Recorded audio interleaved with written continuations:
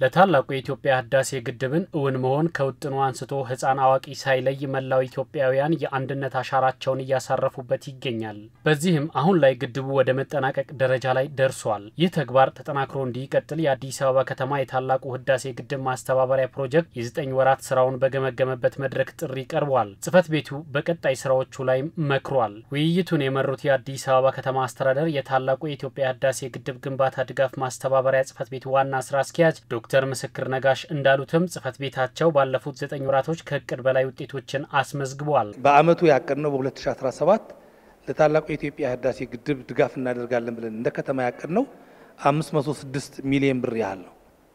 ነገር ግን የአመቱን እቅድ አልፈን ከ608 ሚሊዮን ብር በላይ በአብዛኛው በቦንድ ግዢ በተወሰነ መንገድ ደግሞ በልገሳ ከአመቱ እቅድ በላይ 160% ያህል አሳክተናል። ፕሮጀክቱ ባለፉት 14 ዓመታት ጉዞ እንደ ሀገር ከ240 ቢሊዮን ብር በላይ እንደፈጀ ያስታወሱት ዋና ስራ አስኪያጁ ከዚህ ውስጥም በአዲስ አበባ ከተማ ከ6 ቢሊዮን ብር በላይ መሰብሰቡን ተናግረዋል። ፕሮጀክቱ በ14 ዓመት ጉዞ በአጠቃላይ እንደ ሀገር ከ240 ቢሊዮን ብር በላይ እንደጨረሰ መረጃዎች ያመለክታል። ወደ 21 ቢሊዮን የሚጠጋው እንደ ሀገር የዲያስፖራውን ጨምሮ በህብረተሰብ ተሳትፎ የተደረገ ድጋፍ ነው።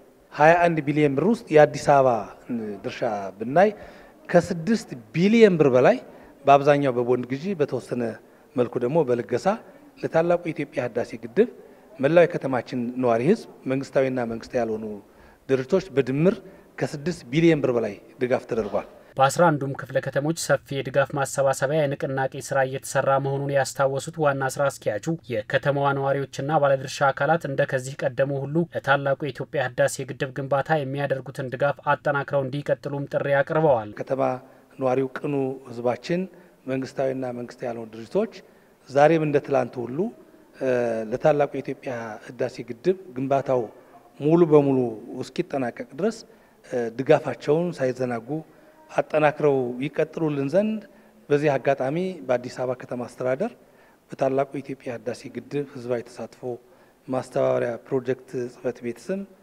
ጥሪያችን በድጋሚ እናቀርባለን። የየክፍለ ከተሞቹ የታላቁ ህዳሴ ግድብ ማስተባበሪያ ጽፈት ቤት አመራሮችም ግድቡ እስኪጠናቀቅ የህብረተሰቡን ተሳትፎ ለማላቅ የሚያደርጉትን ጥረት አጠናክረው እንደሚቀጥሉም ተናግረዋል። ይህንኑ ማስቀጠልና እስከ ፍጻሜው ድረስ ህዝቡ አንደኛ ግንዛቤው እንዲኖረው፣ ሁለተኛ ሀብቱን ደግሞ የራሱ ያው ግድቡ ሁሉም ኢትዮጵያዊ ነው አስተዋጽኦ አድርጎ እዚህ ያደረሰው 98% ያደረሰው ቀሪዋን 2% ናት ብሎ እንዳይዘናጋ ትልቅ ሀብት ነው የሚፈልገው። ግንዛቤውን መፍጠር ይገባናል።